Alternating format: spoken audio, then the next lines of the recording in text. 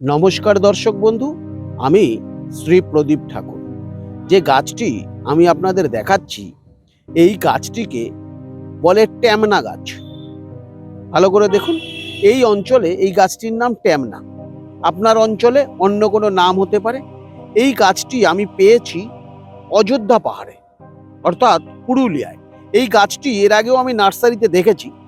এই গাছটিকে ট্যামনা গাছ বলে। এই গাছটি মানুষকে একত্রিত করে, অর্থাৎ এই গাছটি মোহিনী ক্রিয়া, যাকে বলে মোহিনী বশীকরণ বা মোহিনী ক্রিয়া, যেটির ওপর আমরা মন্ত্র বা তন্ত্রের সাহায্যে করি।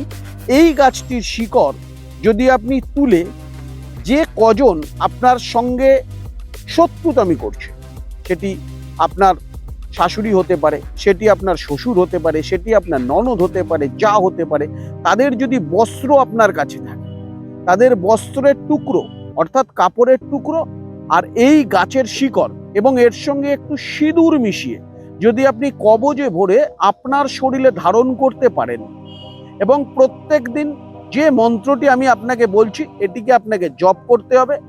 ওং হং হনুমতে রুদ্র আত্মায় হুং ফট, এই মন্ত্রটি প্রত্যেক দিন জপ করবেন।